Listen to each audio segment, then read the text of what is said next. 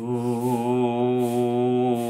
वक्रतुण्ड महाकाय कोटिसूर्यसमप्रभ निर्विघ्नं कुरु मे देव सर्वकार्येषु सर्वदा।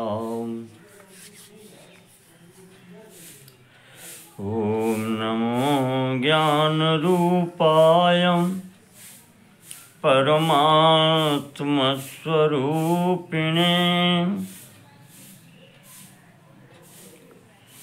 आनन्दाय नमस्तुभ्यं मायातीताय ते नमः।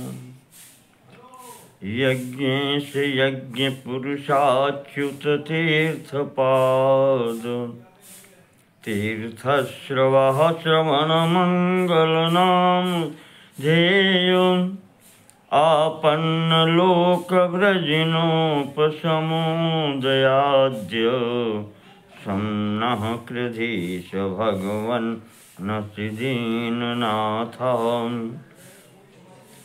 विश्वाय विश्वभवनस्थितिसंयमाय स्वैरं गृहीतपुरुषशक्तिगुणाय भूम्ने स्वस्थाय शश्वदुपबृंहितपूर्णबोध व्यापादितात्मतमसे हरये नमस्ते। ॐ पूर्णमदः पूर्णमिदं पूर्णात् पूर्णमुदच्यते पूर्णस्य पूर्णमादाय पूर्णमेवावशिष्यते।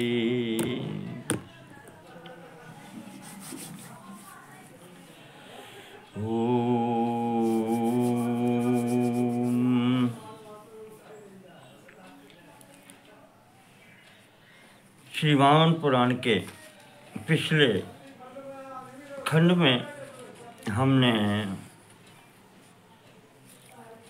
भक्तराज प्रहलाद और भगवान नारायण के बीच में एक बार युद्ध की स्थिति बन गई, इसका विवरण दिया था।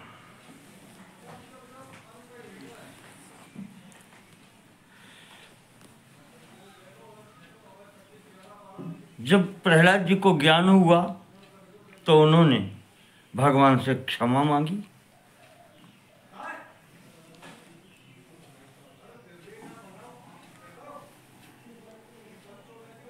भगवान ने वरदान दिया कि जाओ अपने बंधु बांधवों के बीच में वहीं रहो, राज्य शासन का पालन करो। तो प्रहलाद जी कहते हैं कि प्रभु अब तो हम सब छोड़ के आए हैं, छोड़ दिया मैंने अपने भाई चचेरे भाई को, अंधकासुर को राज्य दे दी, तो अब क्या मैं राज्य ग्रहण करूंगा? कोई रुचि नहीं रही मेरी। तो भगवान कहते हैं ठीक है, राज्य का त्याग कर दिया, कोई बात नहीं, पर परिवार के साथ में रह करके, संबंधियों के साथ में रह करके उन्हें अच्छी बातें तो बतला सकते हो, अच्छा उपदेश कर सकते हो, कर्तव्य पथ का बोध करा सकते हो।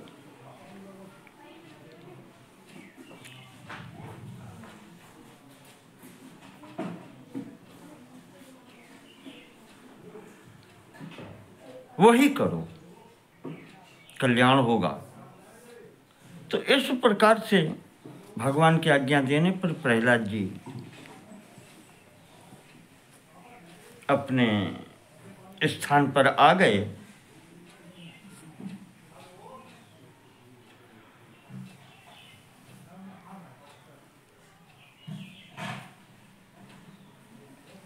ये चरित्र सुनने के बाद में नारद जी कहते हैं पुलस्त्य से कि महर्षि, हमने सुना है कि ये अंधक जो था हिरण्याक्ष का पुत्र, कहा ये अंधा था। तो नेत्रहीनः कथम राज्ये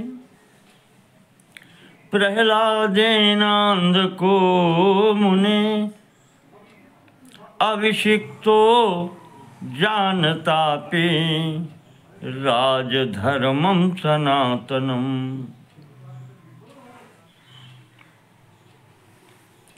नारद जी पूछते हैं, भगवान प्रहलाद जी तो राजधर्म के अच्छे जानकार थे,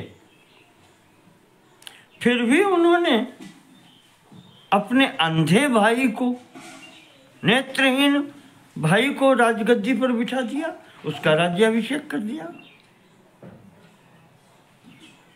ऐसा क्यों? तो पुलस्त जी कहते हैं कि देवर्षि,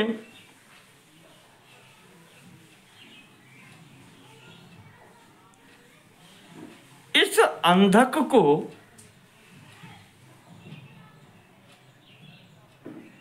अपने पिता हिरण्याक्ष के जीवन काल में ही दृष्टि प्राप्त हो गई थी।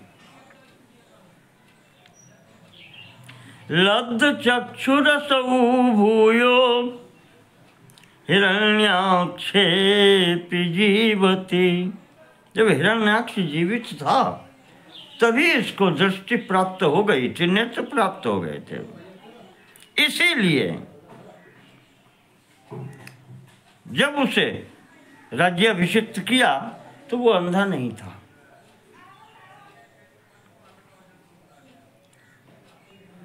तो अब नारद जी कहते हैं कि फिर इस अंधक ने क्या क्या किया। राज्याभिषेक होने के पश्चात इसने क्या क्या किया।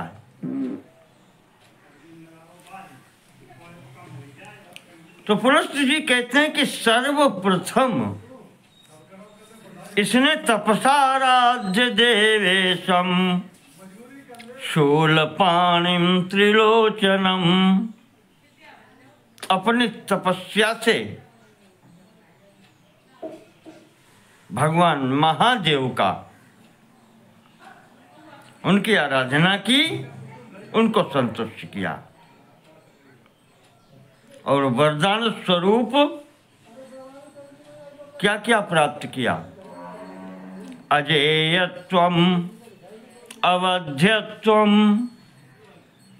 सुर सिद्धर्षि पन्न गई। देवता, सिद्ध, ऋषि, नाग इत्यादि के द्वारा अवध्यत्व प्राप्त किया गया, अजेयत्व प्राप्त किया गया। कोई जीत न सके, कोई मार न सके। अदाह्यत्वम, कोई जला न सके। हुताशेन,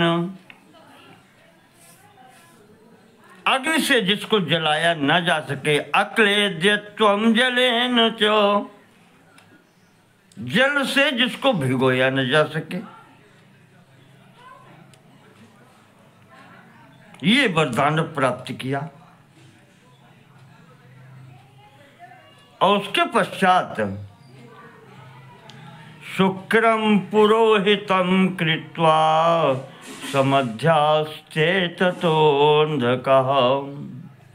इसने महाराज शुक्राचार्य जी को अपना पुरोहित बनाया।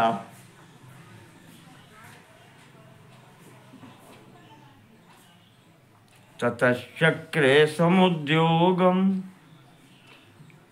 इसने फिर उद्योग करना प्रारंभ किया।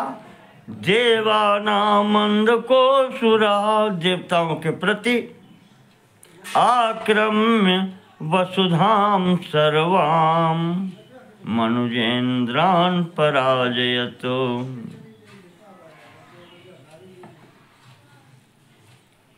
देवताओं के विरुद्ध इसने अपना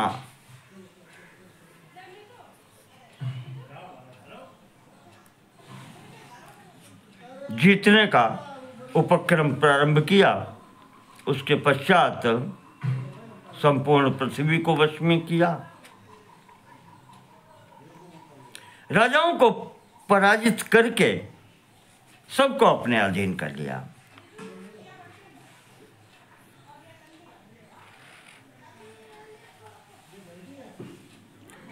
जाकर के जब इसने इंद्र नगरी को घेरा, अमरावती को, तो ऐरावत पर सवार होकर के देवराज इंद्र भी बाहर निकले अपनी सेना के साथ में। 12 आदित्य, 11 रुद्र, 8 वसु, 13 विश्वदेव, 7 अश्विनी कुमार, मरुदगण, यक्ष, विद्याधर, किन्नर, जितने देवकोटि के थे सब अपने अपने वाहन पर देवराज के साथ में आए। तो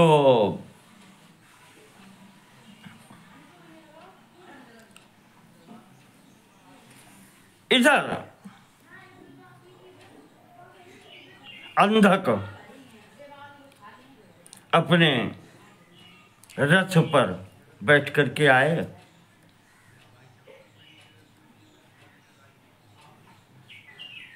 साथ में आज यहाँ प्रहलाद जी भी हो।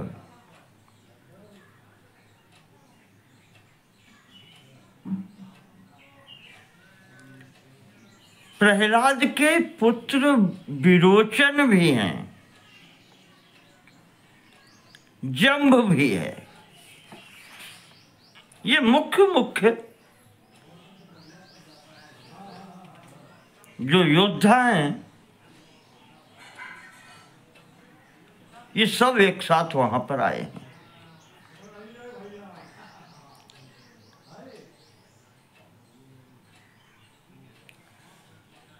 जैसे ही सेनाएं सामने हुई तो भयंकर युद्ध प्रारंभ हो गया।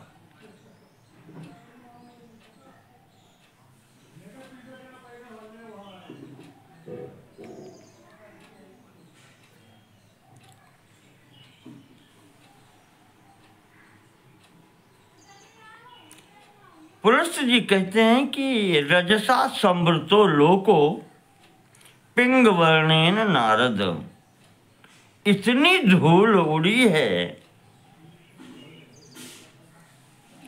कि पूरा आकाश पीले वर्ण का हो गया। पीली मिट्टी वहां थी, वो इतनी उड़ी है सेनाओं के दौड़ भाग से, और चारों तरफ उस मिट्टी की धूल के कारण अंधेरा जैसा हो रहा था। नाज्ञासीच पिता पुत्रम न पुत्रः पितरम तथा, वो स्थिति वहां बन गई। उस युद्ध में, उस तुमुल युद्ध में इतनी धूल उड़ रही थी, पिता पुत्र को नहीं पहचान पा रहा था, पुत्र पिता को नहीं पहचान रहा था। स्वाने वान्य निजग्नुर्वै परानन्य च सुव्रत, ये समझ में नहीं आ रहा था योद्धाओं को कि वो अपने पक्ष वालों को मार रहे हैं या शत्रु के पक्ष वाले लोगों को मार रहे हैं। ये स्थिति हो गई। और फिर वहां पर वो खून की नदी बही है।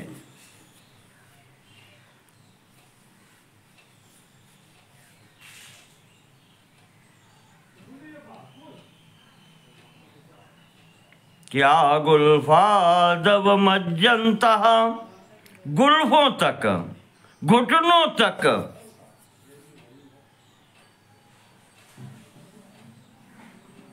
अब मज्जंता,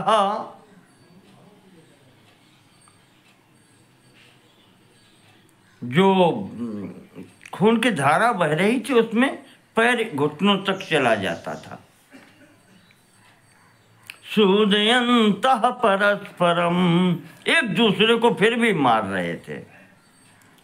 समुत्तरन्तो वेगेन योधा जयधनेप्सवः, विजय रूपी धन प्राप्त करने के लिए जैसे कोई नदी पार करता है, शीघ्रता होती है उसको, इसी तरीके से वहाँ पर उस रुधिर नदी को पार करने की सभी चेष्टा कर रहे थे।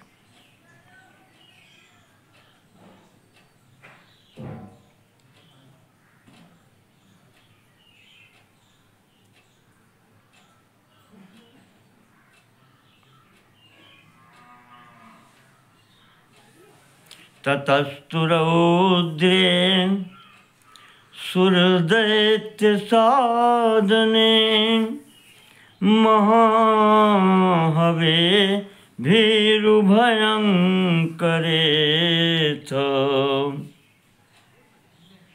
यह जो भीषणता थी युद्ध की, भीरु भयंकरे थ, जो डरपोक हैं, जो डरने वाले हैं, उनके लिए तो बहुत भयंकर था। सुर दैत्य साधने, देवता भी मर रहे थे, कट रहे थे, और दैत्य भी,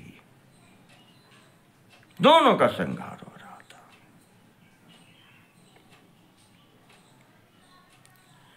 रक्षांसि यक्षाश्च सुसंप्रहृष्टा, यक्ष और राक्षस प्रसन्न हो रहे थे।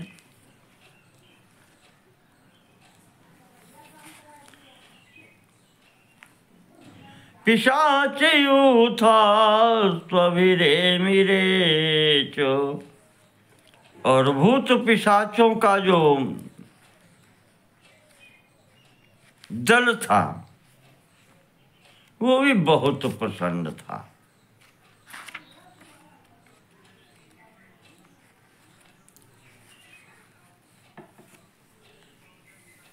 पुलस्त्य जी कहते हैं कि युद्धम बभौ प्राणपणोपवेदम द्वंद्वेति शस्त्राक्ष गतो दुरोदरः। बिल्कुल युद्ध क्या हो गया, ऐसा लगता था जैसे बड़े बड़े योद्धा लोग शस्त्र रूपी पांचों से जुआ खेल रहे हों, विजय प्राप्ति हेतु जुआ खेल रहे हों। प्राणपणोपविद्धम, अपने प्राणों की बाजी लगा करके जुआ खेल रहे हों, ऐसा लग रहा था वहां पर। एक बात याद आ गई, यहां पर देवता भी मर रहे, दैत्य भी मर रहे। देवता तो अजर अमर है, मरते कैसे हैं?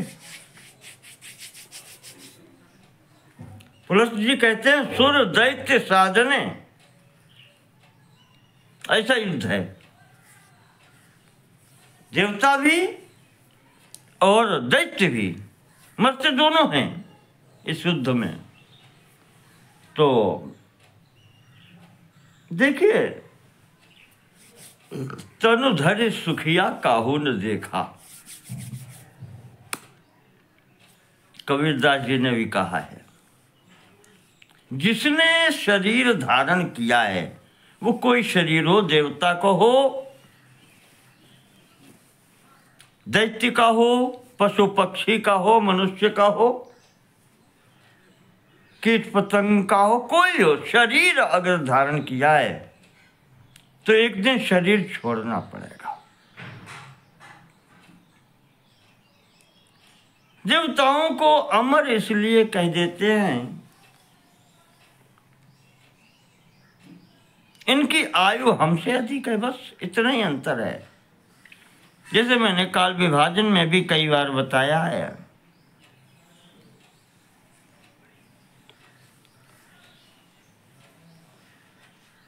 आयु परिमाण तो ब्रह्मा तक का 100 वर्षों का ही है, पर वो वर्ष, वो समय अधिक अधिक है।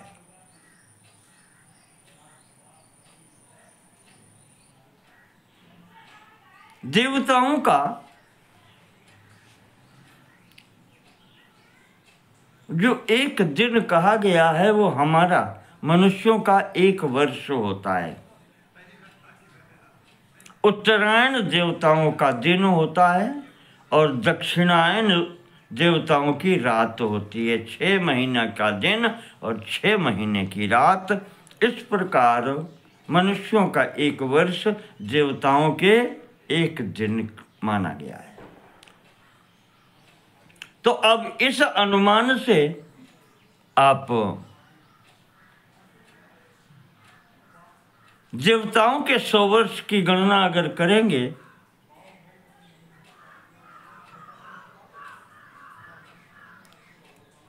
तो कितना समय हो जाएगा?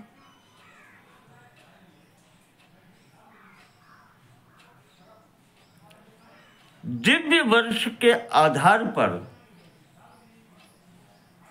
हमारी आयु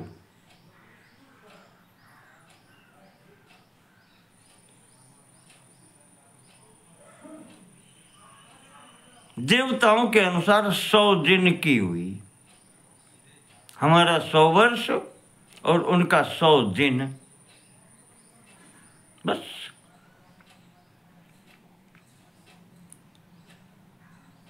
तो इस प्रकार से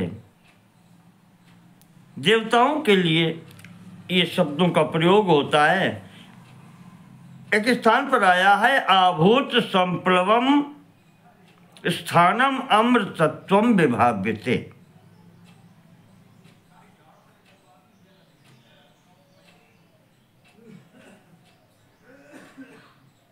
आभूत संप्लवम,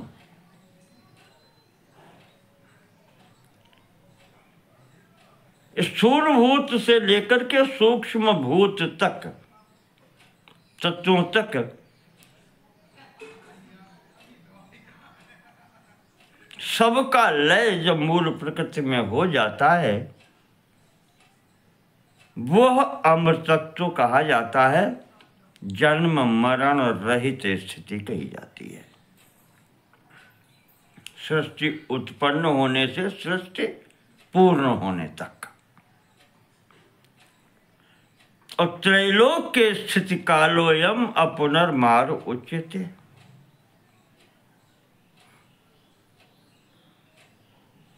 और जब तक तीनों लोकों की स्थिति, ब्रह्मांड की स्थिति जब तक रहती है, ये अमरता का प्रतीक कहा गया है।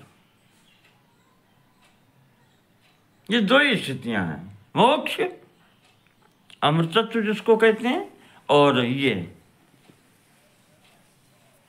अमरता का स्थिति।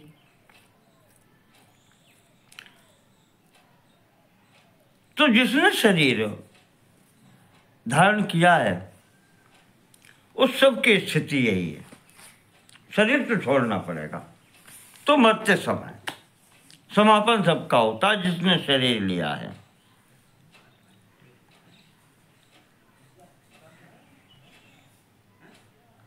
देवी भागवत में व्यास जी ने भी कह दिया है, तनुभृत सुखी नास्ति न भूतो न भविष्यति। जिसने शरीर धारण किया है, शरीर पाया है, वो कभी सुखी नहीं हुआ, न कभी हुआ है, न होगा, न भूतो न भविष्यति। तो इस प्रकार से यहां पर जो भयंकर युद्ध हुआ, तो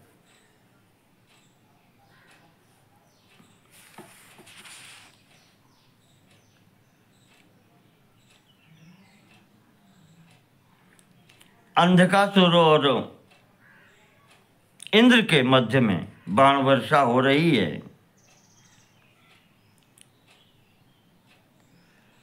इंद्र ने जब अपने वज्र का प्रहार किया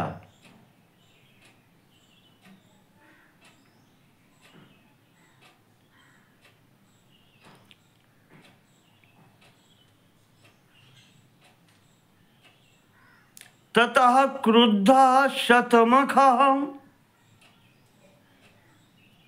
इंद्र ने क्रुद्ध होकर के कुलिशं भ्राम्य पाणिना, अपने हाथ से घुमा करके अपना जो वज्र है, चिक्षेप दैत्य राजाय तम ददर्श तथान्धकः।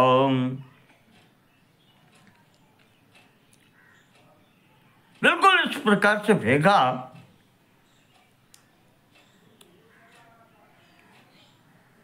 तब ददर्श तथांधका, तो उसको जैसे इंद्र ने फेंका तो अंधक देख रहा है कि देवराज ने वज्र का प्रहार कर दिया, मेरे ऊपर ये आ रहा है। तो आजगान बाणौ भैरथ अस्त्रै शस्त्रै च नारद, तान भस्मसात् तदा चक्रे नगानिव हुतासनः। उसने बहुत से बाण चलाए, अपने जाने कितने अस्त्रों शस्त्रों का प्रहार किया वज्र के निवारण के लिए, पर उस देवराज के वज्र ने इसके समस्त अस्त्रों शस्त्रों को समाप्त कर दिया, भस्म कर दिया। अब ये अंधक रथ से कूद करके नीचे पृथ्वी पर खड़ा हो गया। इसने अपने को बचाया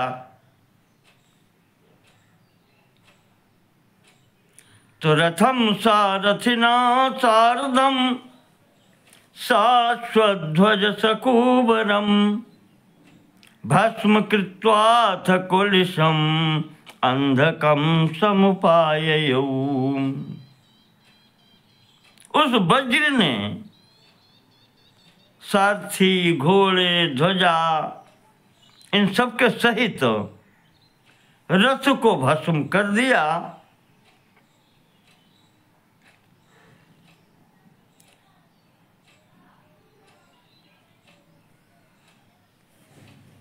और फिर कहते हैं वज्र इसकी ओर, अंधक की ओर बढ़ा।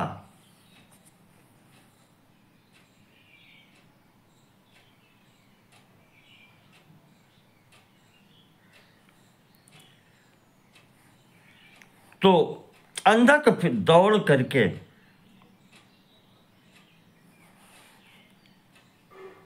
अंधक ने वज्र के ऊपर प्रहार किया। तमापतंतम वेगेन, उस वज्र को वेग से देख करके मुष्टिना हस्त भूतले, अंधक ने मुट्ठी घूंसा मार करके इसका प्रहार किया और वज्र गिरा दिया नीचे। गर्जना की और दौड़ करके इंद्र के पास पहुंचता है और ऐरावत हाथी के सिर पर वही मुष्टिक प्रहार और पैरों से इस प्रकार उसने अपने शरीर से ही ऐरावत हाथी पर प्रहार किया, गिरा दिया हाथी को। इंद्र हाथी से गिरे और फिर भाग करके अपने अमरावती में शरण ली, जाकर भाग गए। परांग मुखे सहस्राक्षे तद दैवत बलम महत, विशाल जो सेना थी देव सेना, दैवत बलम महान,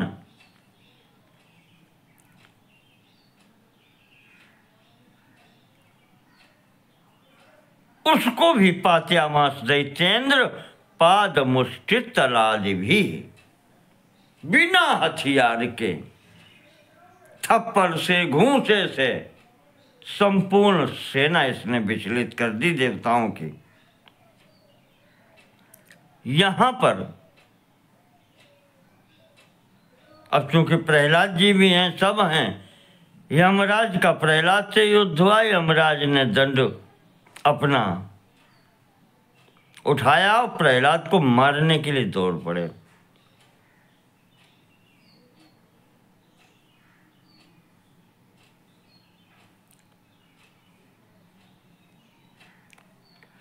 तो इधर जैसे उसने दंड उठाया तो अंधक ने देखा वो एकदम वहीं से उसने दहाड़ लगाई।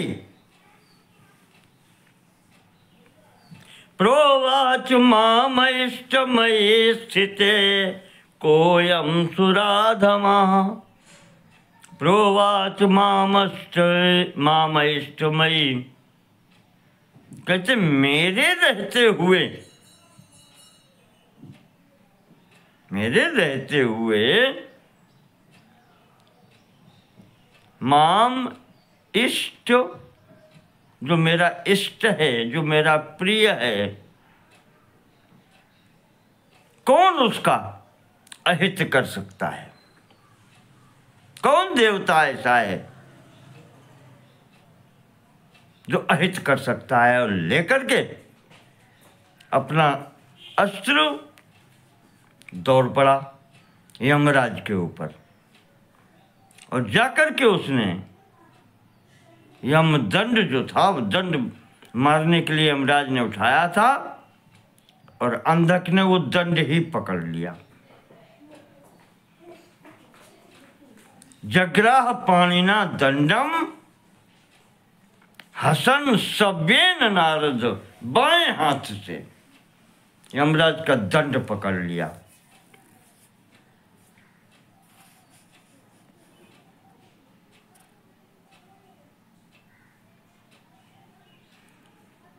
और जब दंड हाथ से छूट गया यमराज के, तो यमराज अब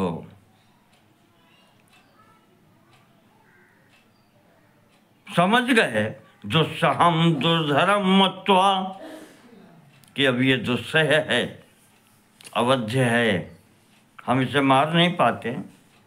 अंतर्धान मगाध यमः, अंतर्धान हो गए यमराज, हट गए सामने से। धर्मराज हैं जो यमराज हैं, इनके चले जाने पर अन्य देवता युद्ध कर रहे थे, वरुण देव इत्यादि सब थे। यहां पर युद्ध क्षेत्र का वर्णन है।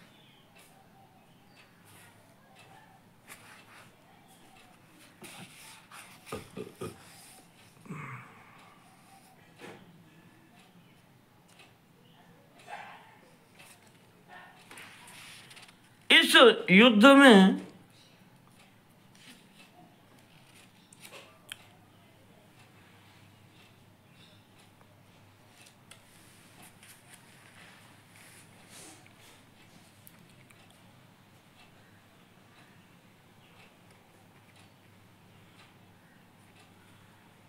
इनकी विजय हुई।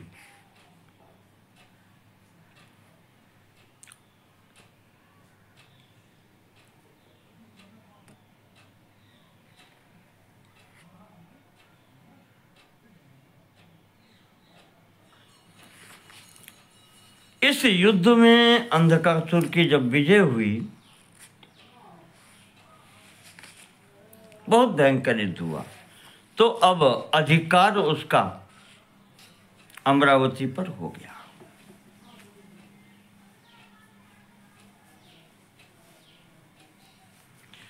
अब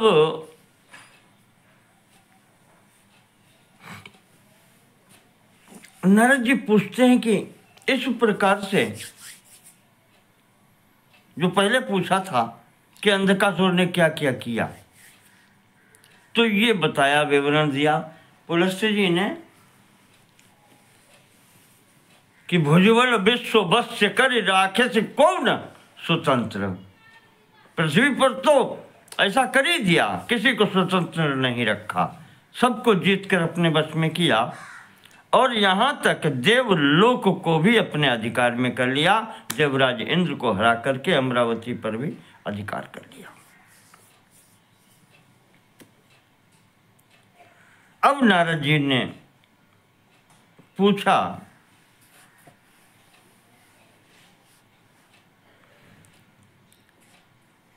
कि एक सुकेशी नाम का जो दैत्य था,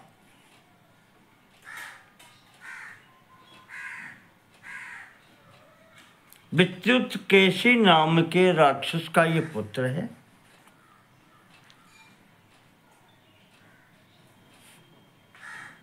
और इसका नगर एक था जो आकाश में चलता था।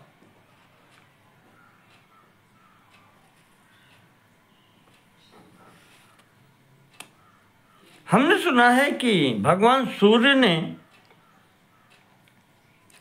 इसके उस नगर को गिरा दिया था।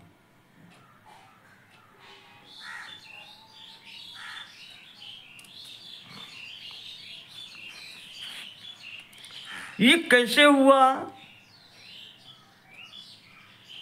कब हुआ, ये नारद जी पूछते हैं। तो पुलस्त्य जी कहते हैं कि नारद जी, कथा शृणुष्वावहितो भूत्वा कथा मेताम पुरातनीम, पुरानी कथा है, सुनो।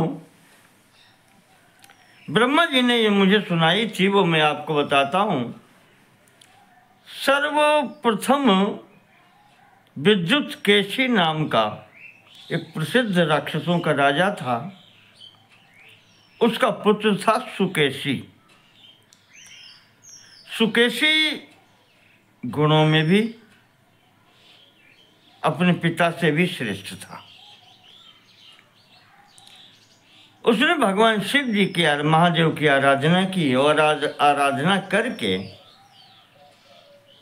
वरदान स्वरूप ये आकाश में उड़ने वाला नगर प्राप्त किया था। उसमें वो रहता था और अजेयत्व का और अवध्यत्व का भी वरदान भगवान महादेव से उसने प्राप्त किया था।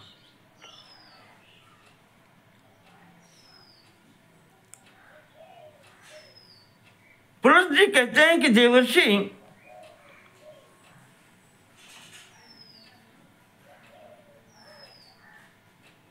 सचापि शंकरात् प्राप्य वरम गगन गम पुरम, वरदान स्वरूप जो गगन चारी नगर उसने प्राप्त किया था, उसमें रहता हुआ रेमे निशाचरई सार्धम, निशाचरों के साथ में उसमें रहता था, रमण करता था।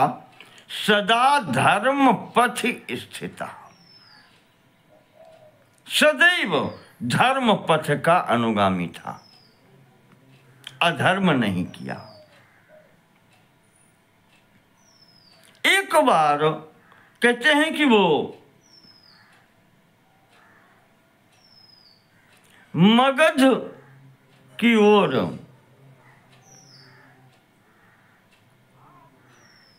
जंगल था, मगधारण्य जिसको कहते हैं, अरण्यम मागधम, मगध देश में एक वन था। उधर ये निकल गया तो वहां पर इसने बहुत से ऋषियों महर्षियों को तपस्या करते हुए देखा, रहते हुए देखा। तो उनके आश्रमों में जाकर के विधिवत इसने अभिवादन किया, प्रणाम किया। ऋषि मंडली में बैठ करके सुकेशी पूछता है कि ऋषियों,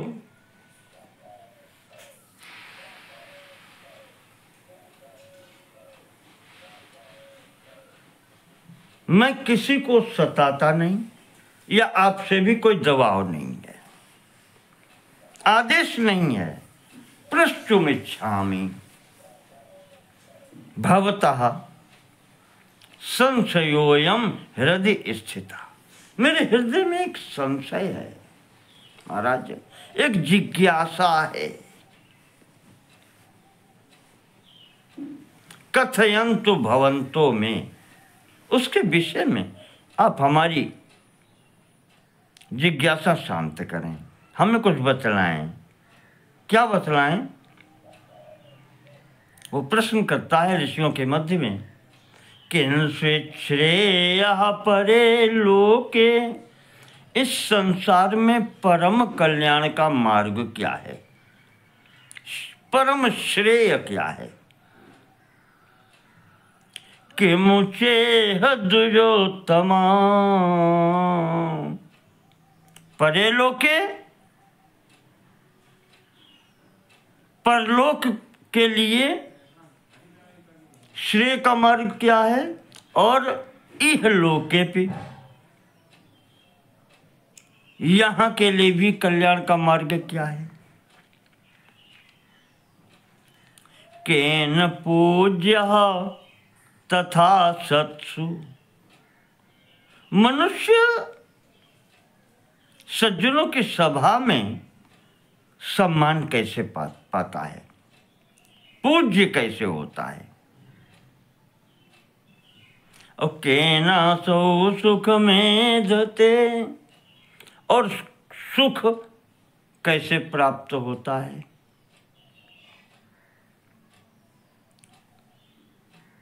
तीन प्रश्न हैं।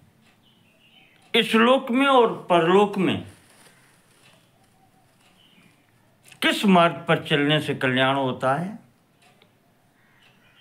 इस संसार में सम्मान कैसे प्राप्त होता है, और सुख कैसे प्राप्त होता है? पुलस्त्य जी कह रहे हैं कि सुकेशी ने जब ऋषियों के समक्ष इस प्रकार से अपनी बात रखी तो ऋषियों ने कहा, राक्षस श्रेष्ठ सुनो,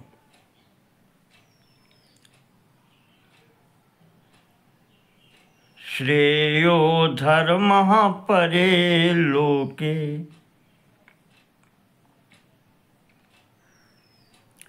धर्म का पालन करना, अपने कर्तव्यों का विधिवत पालन करना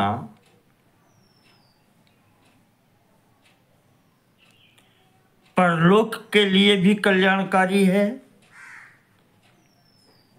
इह च क्षणदाचर, इस लोक में भी कल्याणकारी है। और एकमात्र यही धर्म का व्यक्ति अपने विधिवत आचरण करे, पालन करे व्यक्ति, तो संसार में पूज्य भी होता है और उसे सुख की प्राप्ति भी होती है। धर्म ही एकमात्र मार्ग है जिसके द्वारा ये समस्त लोक परलोक का कल्याण और सर्व पूज्यत्व और सुख प्राप्ति सब कुछ हो जाता है। तो सुकेशी पूछता है कि प्रभु, ये धर्म क्या है?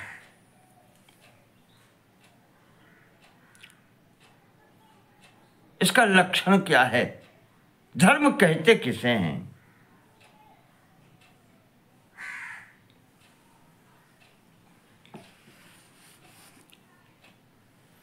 तो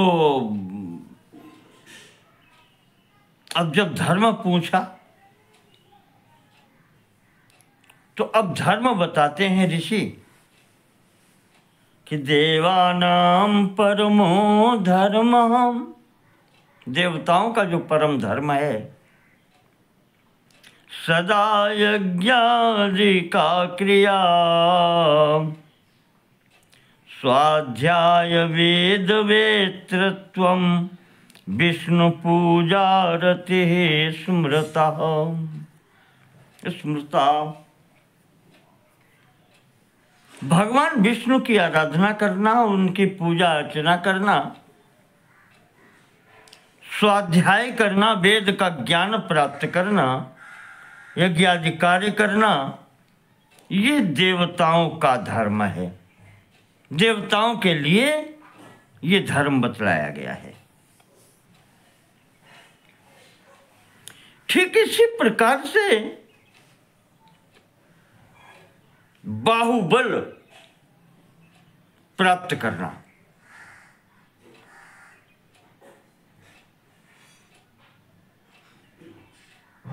युद्ध से पीछे न हटना, युद्ध से कभी न डरना, युद्ध के लिए सदैव तैयार रहना। नीति शास्त्र का ज्ञान, नीति की जानकारी और महादेव की भक्ति, भगवान शिव जी की भक्ति। देवताओं के लिए विष्णु का कहा है, यहाँ पर शिव जी की भक्ति और ईर्ष्या भाव, प्रतिस्पर्धा का भाव, कहा ये दैत्यों का धर्म है।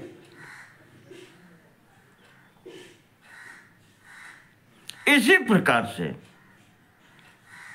योग साधन करना, वेद अध्ययन करना, ब्रह्म ज्ञान प्राप्त करना, भगवान विष्णु शिव इन समस्त मूर्तियों को एक मान करके इनमें भक्ति करना, ये सिद्धों के धर्म बताए गए। इसी तरीके से उन्होंने गंधर्वों के लिए बता दिया, उत्कृष्टोपासनम ज्ञेयम नृत्यवाद्येषु वेदिता। नाचने का ज्ञान, वाद्य बजाने का ज्ञान, इनमें उत्कृष्ट उपासना इनकी, अच्छा ज्ञान। और सरस्वत्याम स्थिरा भक्ति, भगवती सरस्वती में इनकी स्थिर भक्ति होती है। ये गंधर्वो धर्म उच्यते, गंधर्वों का धर्म है। इसी प्रकार यहाँ पर इन्होंने विद्याधरों का धर्म बताया,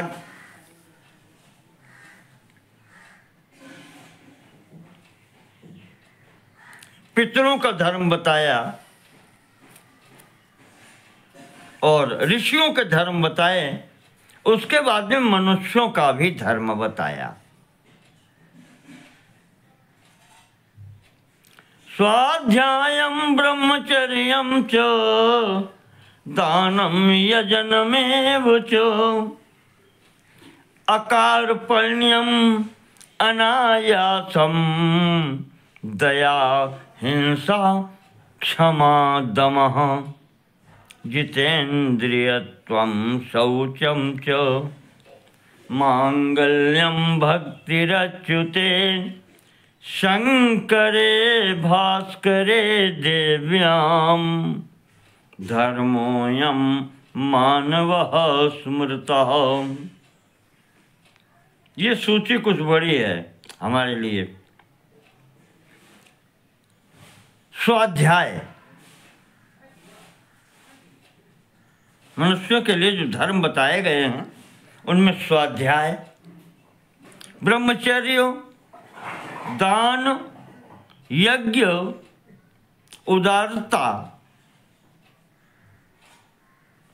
और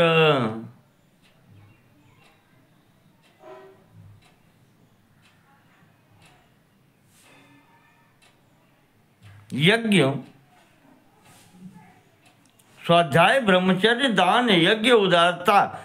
उदारता के बाद में विश्रांति, यानी बिल्कुल शांति। अनायासम, अनायासम का तात्पर्य है कि जिस बहुत ज्यादा परिश्रम नहीं, शांत होना।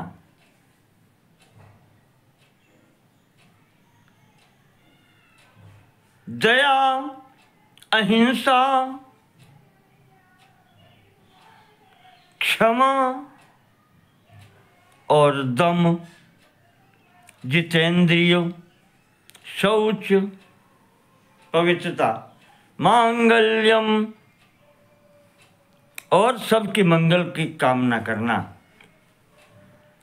इसके पश्चात शिव, विष्णु, सूर्य, भगवती, दुर्गा जी की, किसी की भी, सबकी आराधना करना। ये मनुष्यों का सामान्य धर्म है। इसके पश्चात पिशाचों के, राक्षसों के, सबके कर्तव्य धर्म बताए।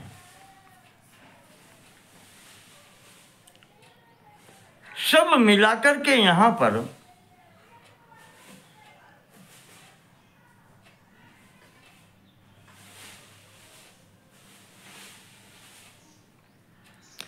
मुख्यतः जो 12 लोग हैं, देवता, दैत्य, सिद्ध, गंधर्व,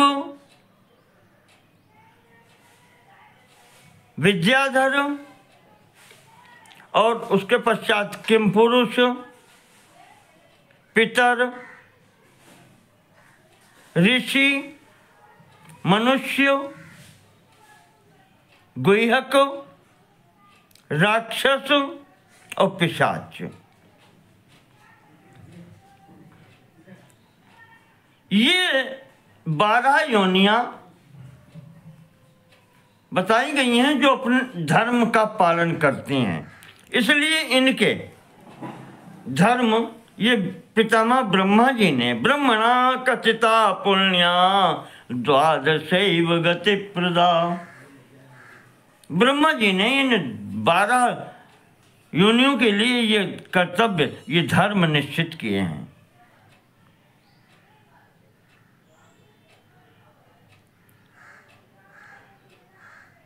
तो सुकेश कहता है मनुष्य का आप बताएं विस्तार से। तो ऋषि ने बतलाया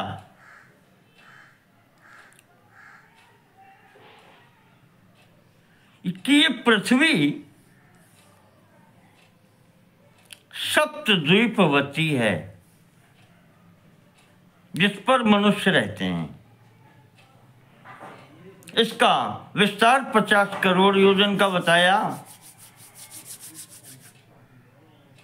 जल पर स्थिति बताई,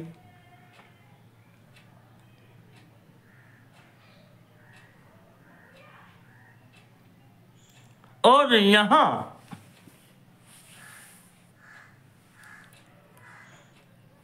ऋषियों ने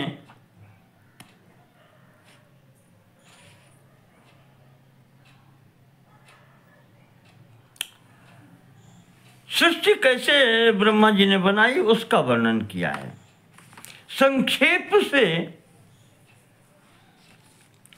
खगोल भूगोल का वर्णन इतने में ही उन्होंने कर दिया।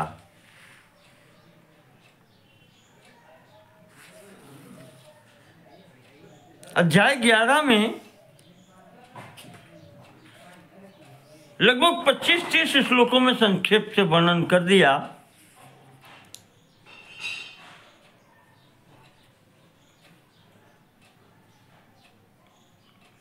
कि जलोपरि महीयम ही नौरिवास्ते सरे जले।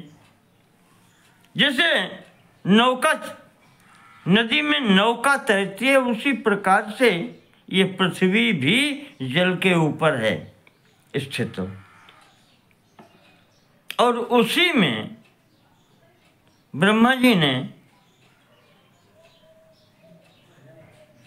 तस्यैमां निर्ममे पुण्याम प्रजाम देवश्चतुर्दिशम, चारों दिशाओं में प्रजा का निर्माण किया और अपनी प्रजाएं बसाई इसी पर, संतानों के लिए पृथ्वी पर स्थान दिया। तत्र मध्य च कृतवान जम्मू द्वीपमिति श्रुत, मध्य का जो भाग है वो जम्बू द्वीप कहा गया है। इसके आसपास एक क्षारीय समुद्र है और फिर उसके आगे प्लक्ष द्वीप है।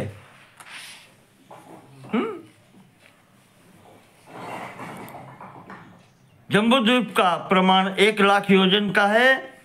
उसके बाहर 2 गुनी परिमाण में यानी 2 लाख योजन के स्तर से ये क्षारीय समुद्र है, लवण समुद्र है। उसके बाद उसका दुगना प्लक्षद्वीप है, उसके बाद में उसका दुगना इक्षुरस सागर है, और फिर इसी प्रकार से शालमली द्वीप, कुशद्वीप और क्रौंच द्वीप, शाक द्वीप, और ये सब इनकी स्थिति है। शाक द्वीप से परे फिर क्षीर सागर की स्थिति है, जहाँ भगवान शेष शैया पर विराजमान होते हैं, वहाँ पर विश्राम करते हैं। तो ऋषि कह रहे हैं कि राक्षसेंद्र जम्बूद्वीप की स्थिति या जम्बूद्वीप से लेकर के क्षीर सागर के अंत तक का विस्तार ये यहाँ पर 40 करोड़ 90 लाख 5 योजन का है। योजना नाम राक्षसेंद्र पंचचाति सुविस्तृता, 40 कोट्यो लक्षास्नवति स्मृता। 40 करोड़ 90 लाख 5 योजन इस प्रकार से बताया गया है। इसी में एक स्थान पर, एक किनारे पर नरकों की भी स्थिति है।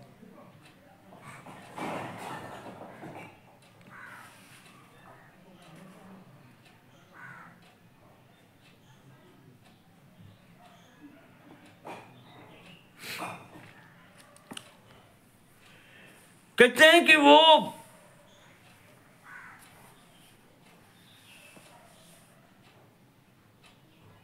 पुष्कर द्वीप में स्थित हैं। तो सुकेशी पूछता है कि नरक तो कष्ट पाने का स्थान है, जहाँ प्राणियों को दंड दिया जाता है, प्रभु कितने हैं, कैसा मार्ग है?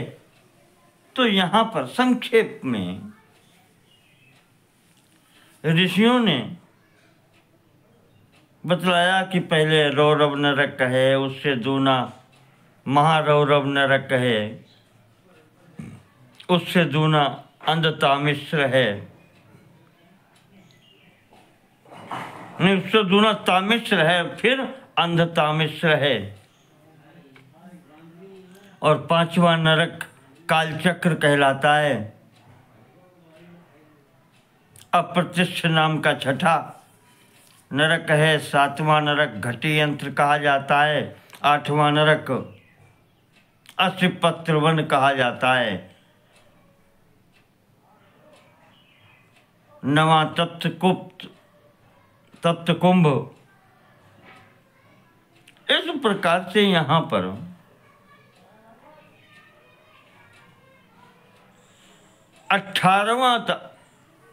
18वां नरक जो है बैतरणी नदी बता करके,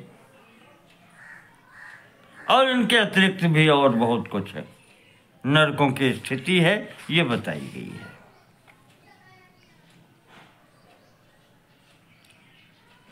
तो अब सुकेशी पूछता है, महाराज आपने धर्म तो बता दिए, ये नरक किनको प्राप्त होते हैं?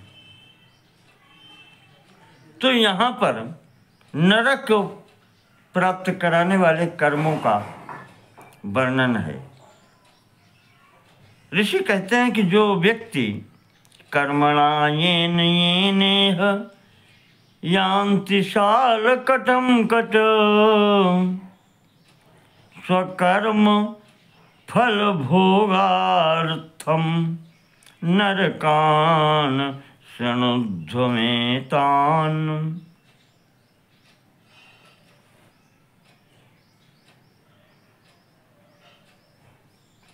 शाल कटंकट, यहाँ एक शब्द प्रयोग किया है, ये सुकेशी के लिए संबोधन है। राक्षस हैं, इनके लिए संबोधन है कि सुकेशी, जिन कर्मों के भोग के लिए मनुष्यों को नरक में जाना पड़ता है, स्वकर्म फल भोगार्थम नरकान तान शृणोत्सव, उनको सुनो। अब यहां पर सब गिनाए हैं जो वेद, देवता, दुजाति, इन सब का अपमान करते हैं, इनके सबकी निंदा करते हैं। वेद देव दुजाति नाम यही निंदा सततम कृता, ये पुराने इतिहासार्थान ना विनंदन्ति पापिनः। और ये पुराण इतिहास अपने ऋषियों पूर्वजों के द्वारा लिखे हुए ग्रंथों की जो अवमानना करते हैं,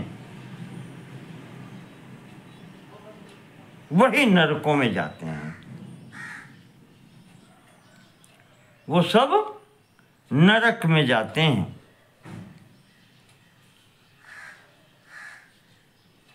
जो गुरु की निंदा करते हैं, गुरु निंदा करा ये चो मख विघ्न करा से। जो गुरु की निंदा करते हैं, जो यज्ञादि के निंदा करते हैं, यज्ञ में विघ्न करते हैं, दातुर निवार का ये चो, जो दान देने में विघ्न डालते हैं, दान देने वाले को दान देने से रोकते हैं। दातुर निवारका तेषु ते निपतन्ति ही, ऐसे व्यक्तित्व नरकों में जाते हैं।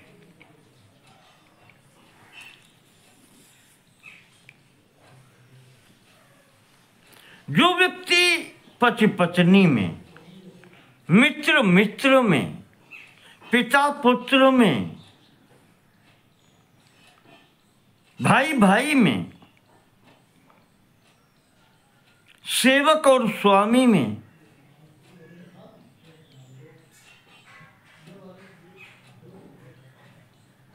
आचार्य और यजमान के मध्य में जो झगड़ा कराते हैं, जो कलह कराते हैं, ऐसे व्यक्ति उन नरकों में जाते हैं। कन्या में कस्य दत्त्वा च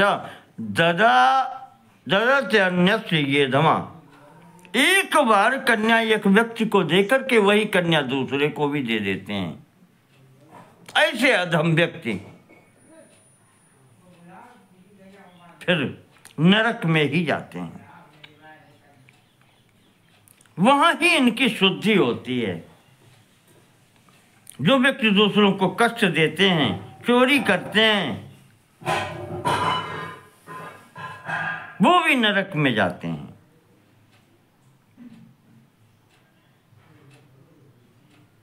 ऐसे ब्राह्मण भी बताए गए कि जो कहीं निमंत्रण आया और निमंत्रण की स्वीकृति दे दी और फिर कहीं दूसरी जगह भोजन कर लिया। जहां आप निमंत्रित हैं वहां ही भोजन करना है। ऐसे व्यक्ति ये भी नरक में जाते हैं। देव कार्य में या पितृ कार्य में निमंत्रित होकर के भी जो ब्राह्मण दूसरे स्थान पर भोजन कर ले, कहते हैं उन्हें भी नरक में ही जाना पड़ता है। फिर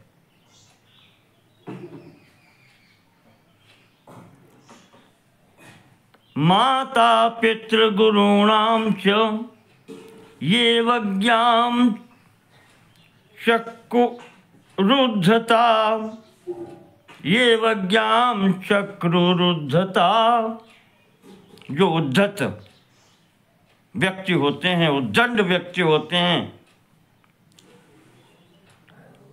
माता पिता गुरु इन सब का अपमान करते हैं,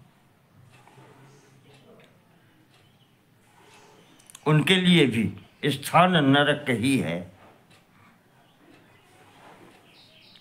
जो देवता का, अतिथि का, किसी भी प्राणी का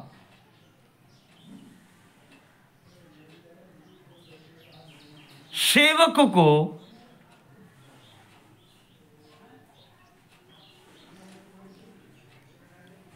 जो व्यक्ति अपने यहाँ आ जाए उसको बालक, पिता, अग्नि, माताएं, या यूं कहें कि अपने परिवार में उपस्थित भोजन के समय उपस्थित किसी को भी भोजन न दे करके स्वयं अकेले भोजन कर लेते हैं, कहते हैं वो भी नरक में ही जाते हैं।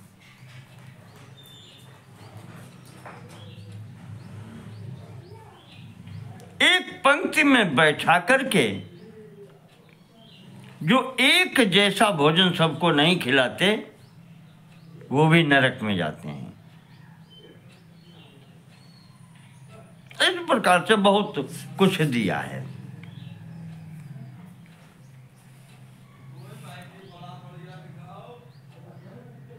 मित्र जायात जननी, ज्येष्ठो भ्राता पिता स्वता, जामयो गुरुवो वृद्धा, यही संस्पृष्टा पदान्रभी। जो व्यक्ति मित्र की पत्नी,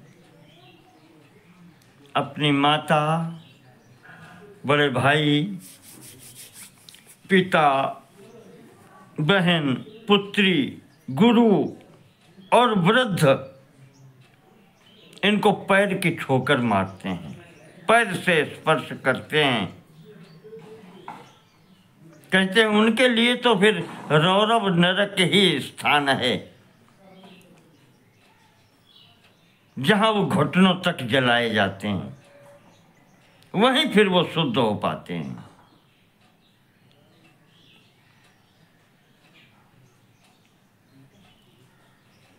इसी प्रकार से बहुत से यहाँ पर वर्णन दिए गए हैं। गाय, ब्राह्मण, सूर्य अग्नि के सम्मुख मलमूत्र का त्याग करते हैं, वो भी नरक के अधिकारी होते हैं। जो लोग चुगली करते हैं, एक दूसरे की निंदा करते हैं,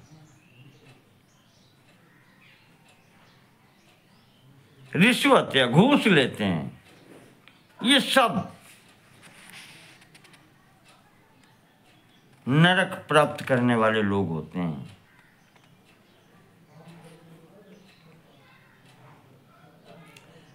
और फिर अंत में कह दिया कि ब्रह्मग्न गोग्नादिषु निष्कृतिर्हि विद्येत नैवास्य तु दुष्टचारिणः, न निष्कृतिश्चास्ति कृतघ्न वृत्तैः, सुहृत्कृतं नाशयतोऽब्धकोटिभिः।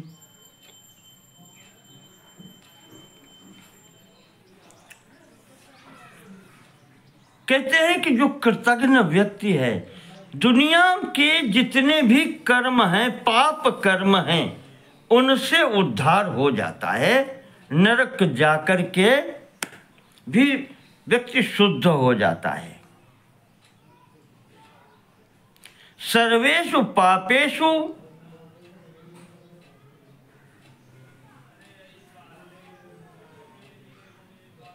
संपूर्ण पापों में जो निकृष्ट पाप है वो है कृतघ्नता।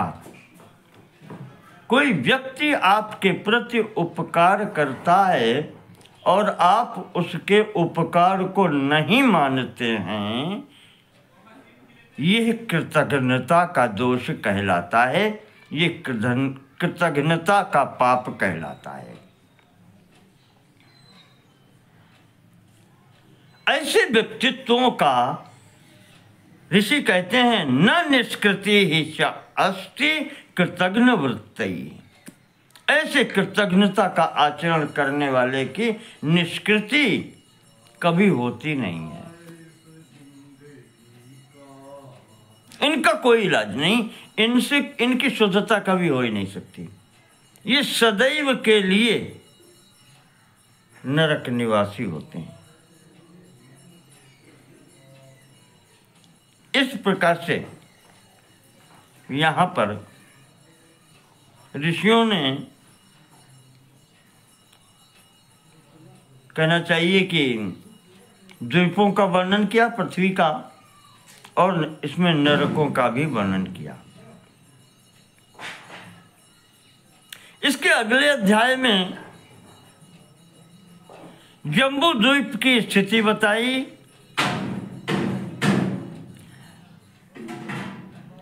और ये जो 9 भागों में विभक्त है उसकी स्थिति बताई। मध्य तुलावृतो वर्षो, ये जम्बू द्वीप जो मध्य में बताया गया है,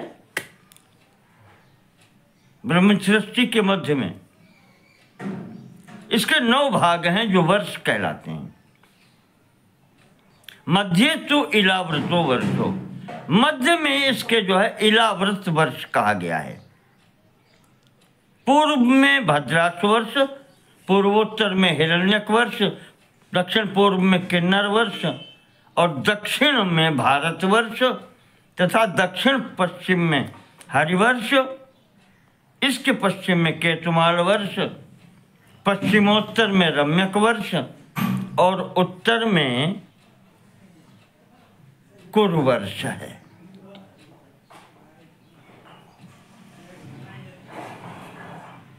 ये 9 वर्ष हैं, अर्थात उसके भाग हैं जम्बूद्वीप के।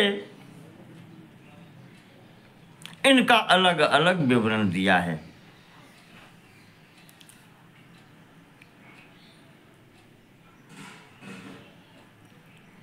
इसके साथ में अब भारतवर्ष का विशेष विवरण दिया है।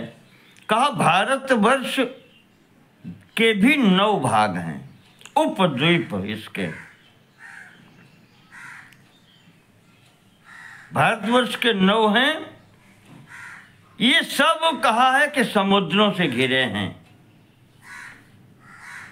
इनके नाम बताए गए हैं भारतवर्ष के जो द्वीप हैं: इंद्रद्वीप, कसेरुमान, ताम्रवर्ण, गवस्तिमान, नागद्वीप, कटाह, सिंघल और वारुण, और अंतिम 9वां बताया कुमार द्वीप।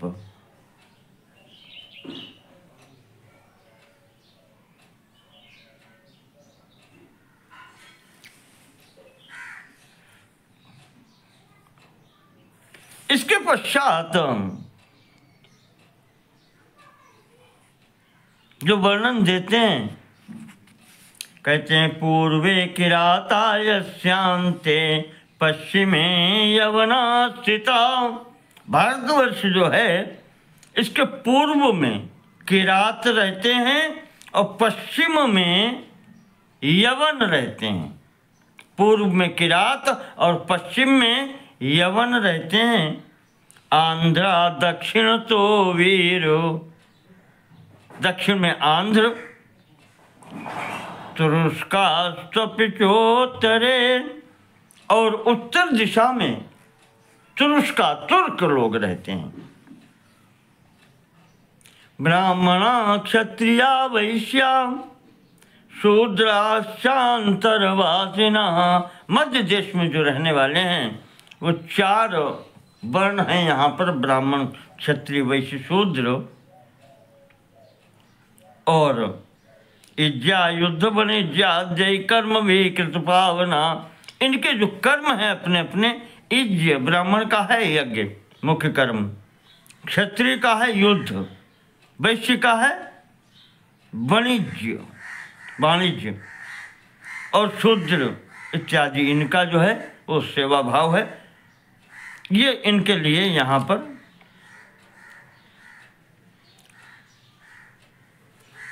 ऋषि बता रहे हैं कि इनके लिए ये कर्तव्य कर्म निश्चित किए गए हैं। ये अपने कर्तव्यों का पालन करते हुए पवित्र भाव से रहते हैं।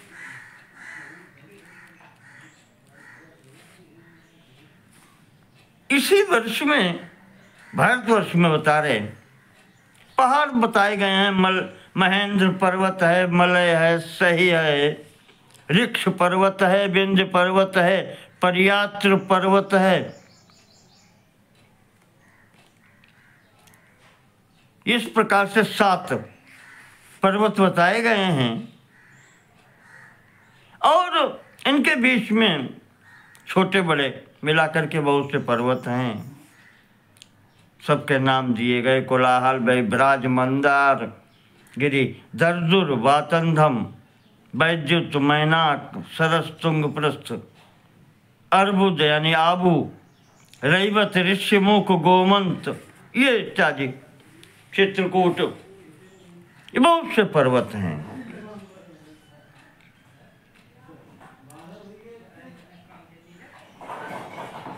यहाँ पर नदियाँ उनके नाम दिए गए हैं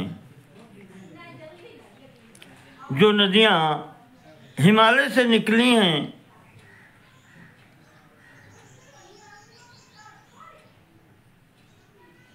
सरस्वती, यमुना, हिरणवती, सतलज, चंद्रिका,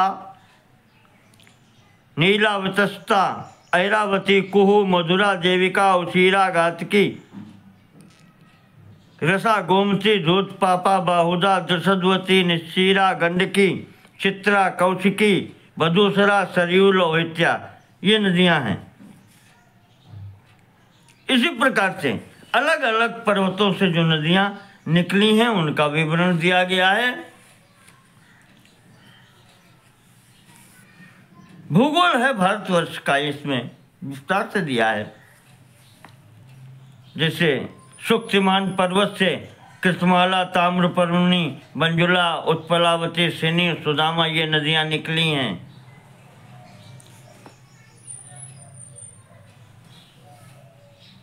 विंध्य पर्वत से शिवा, पयोष्णी, निर्विंध्या, तापी, निषदावती, वीणा, वैतरणी, सिनीबाहु, कुमुदवती, तोया, महागौरी, दुर्गंधा और वाशिला ये निकली हैं। इसी प्रकार से इन संपूर्ण नदियों के नाम दिए गए हैं।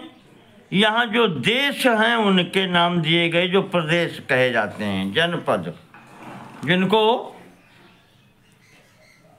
जनपद कहा जाता है। इसमें जातियों के भी नाम दिए गए हैं। भारतवर्ष में जो जातियां रहती हैं,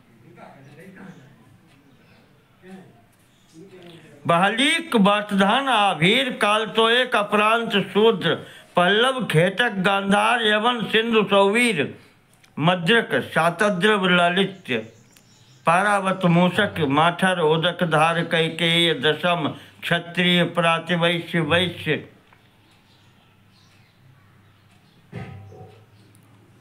शूद्रों के कुल भी हैं। काम्बोज, दरद, बर्बर, अंगलौकिक, चीन, तुषार, बहुधा, बाह्यतोदर, आत्रेय, भरद्वाज, प्रस्थल, दशेरक, लंपक, तावक, राम, शूलिक, तंगन, औरस, अलिभद्र, किरातों की भी जातियां हैं बहुत सी। इस प्रकार से यहाँ पर बहुत प्रकार की जातियों के नाम दिए गए हैं। अंग, बंग, मुद्गरब, अंतर्गिर, बहिर्गिर, प्रवंग, बांगेय, मानसाद, बलदंतिन, ब्रह्मोदर, भार्गव, केशव, बर्बर, प्राग ज्योतिष, विदेह ये इत्यादि, मगध, गोनंद, केरल, चौड़, पुंड्र, कुल्य, महाशक, महाराष्ट्र, कलिंग, आभीर, नैशिक, आरण्य, सवर इत्यादि ये देशों, ये प्रदेशों के नाम दिए हैं जिनको जनपद कहा गया है।